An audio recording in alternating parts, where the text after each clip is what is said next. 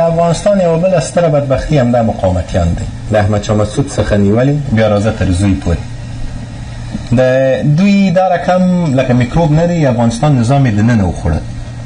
20 کاله دوی د افغانستان څخه ګوره تغذیه کېدل. زه تاسو یو بل شی درته وایم.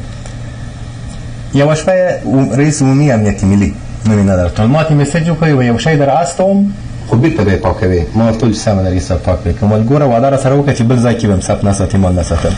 ما ته د ریاست عمومي امنیت ملي یو نوټ یې راوستل رسمي.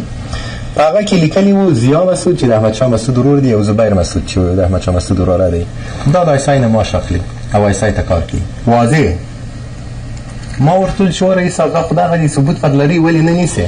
ویل خو قومي جنجال جوړېږي انډیواله وایي چې ونیسم دستي وایي چې برادر قهرمان ملي ده ګوره څنګه وایي بوزم وایي مظاهرې کېږي بسته نظام راته چلنج کوي. همدا خلک ګوره د یوې خوا 15 د اګست د جبهې مقاومت دغه ټول ارشد اعضا وګوره یونس قانوني خلیلي پدرام 15 د اګست دا چیرې وو؟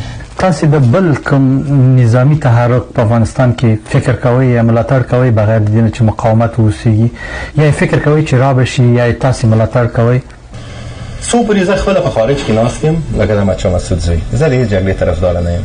نه هغه دی چې خپله میدان ته ولاړ سي ودرېږي قرباني ورکړي د غریب زامن په ونه وژني. دوی د غریب زامن په وژني خپله په خارج کې په فرانسه کې ناست دی یا ملا خان نه پوهېږم استرالیا کې ناست دی که چیرې ناست دی. دا رقم تو خدای تا تر کله به د غریب زوی او هغه هم د 15000 افغانو لپاره د ځوانانو ته. زه د جګړې طرفداره نه یم په افغانستان کې مشخصا چې په هغه کې اوس ګوره د جبهې مقاومت وایي چې خارجیان نه کمک وړو بیا خارجیان نه کمک وړي چې کورونه در بمبار کړي